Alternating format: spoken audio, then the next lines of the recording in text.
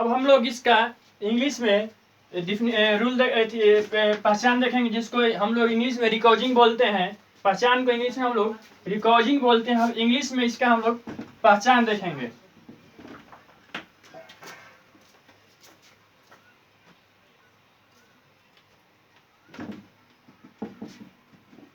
An action has taken place that means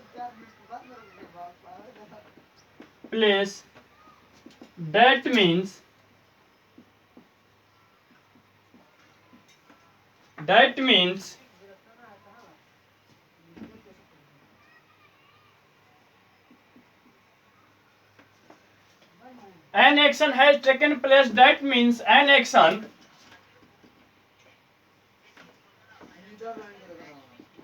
action belongs to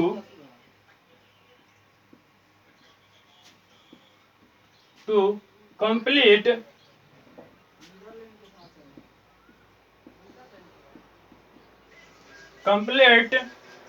this work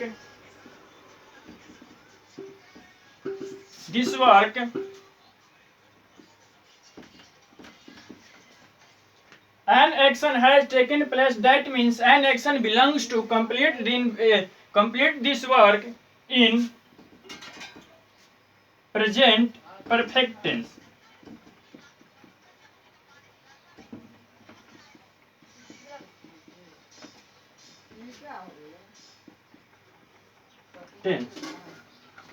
An action has taken place, that means an action belongs to complete this work in present perfect tense. ठीक है, इसका English में definition है, इसको screenshot ले लीजिए फटाफट या नोट कर लीजिए। अब हम लोग देखेंगे प्रेजेंट परफेक्ट टेंस का अफर्मेटिव सेंटेंस का रूल।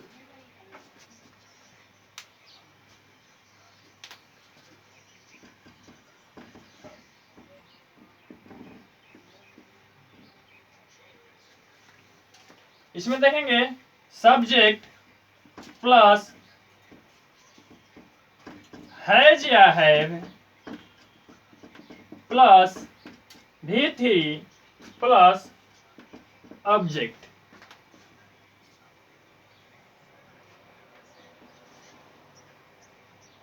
ये हम लोगों का प्रेजेंट परफेक्ट टेंस का अफर्मेटिव सेंटेंस का रूल है। सब्जेक्ट प्लस हैज है प्लस V3 प्लस ऑब्जेक्ट। हम लोग प्रेजेंट परफेक्ट टेंस में दो चीज नया शब्द से भेंट हो रहा है, एक हैज है और दूसरा V3। पहले हम लोग लगाते थे प्रेजेंट कंटिन्यूअस में V4, जिसमें ING होता था, उसको हम लोग V4 बोलते थे। किसी मीनिंग अंत में ING होता था, उसको हम लोग V4 बोलते थे। और इसके बाद इंडिफिनिट में V1 या V5 लगाते थे। अब हम लोग दो चीज नया चीज देखने को मिला है, V3 और हैज है। इसका एग्जाम्पल हम लोग देखेंगे।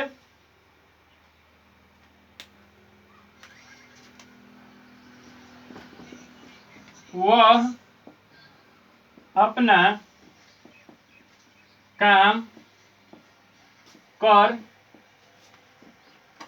चुका है। वह अपना काम कर चुका है।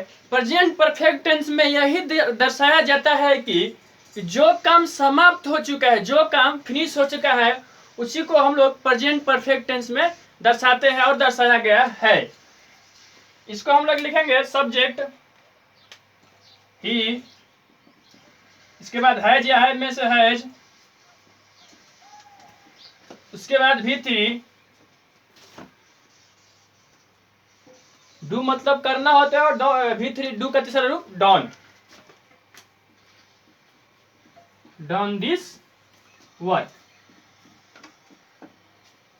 वह अपना काम कर चुका है, he has done this work. Subject has या हैव, उसके बाद V3, उसके बाद ऑब्जेक्ट। ठीक है, अब हम लोग नेक्स्ट एग्जांपल देखेंगे।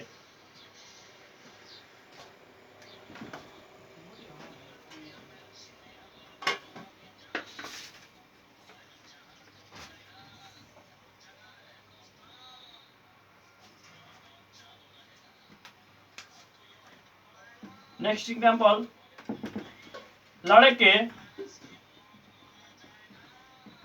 नटखट हो गए हैं।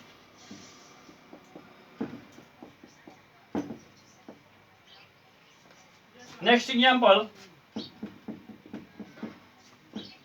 घोड़ा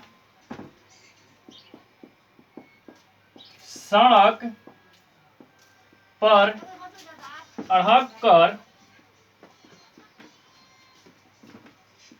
भड़क गया है।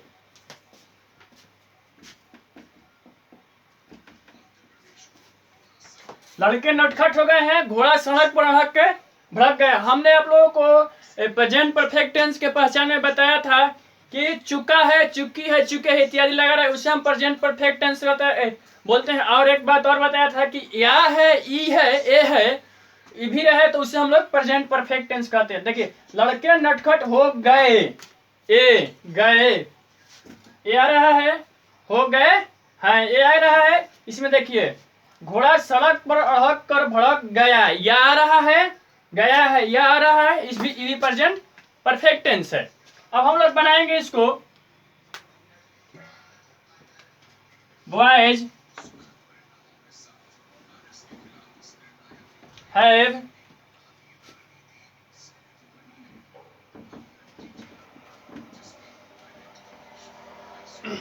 Boys have become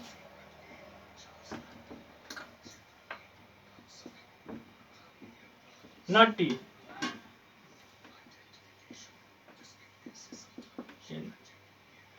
boys have become naughty. होना क्या होता है मीनिंग? होना का मीनिंग होता है बिकम। होना का मीनिंग होता है बिकम। बॉयज हैव बिकम नटी। यहाँ पर अगर बॉय होता तो हम लोग हैज लगाते, यहाँ पर बॉय होता तो हम लोग हैज लगाते। चूंकि यहाँ पर लड़के हैं, एक से अधिक लड़के हैं, बहुवचन है, प्लूरल नंबर है, इसी के लिए हम लोग हैव लगाए हैं। और यहाँ पर देखिए, अब हम लोग घोड़ा सड़क पर अड़हक कर भड़क गया है। घोड़ा सड़क पर अड़हक कर भड़क गया है, इसका बनाएंगे हम लोग, द हॉर्स हैज, सड़क पर अड़हक कर भड़क गया का मीनिंग होता है जीभ। अड़हक कर भड़क गया का मीनिंग होता है जीभ। जीभ का तीसरा रूप जीब्ड, भी3 रूप जीब्ड।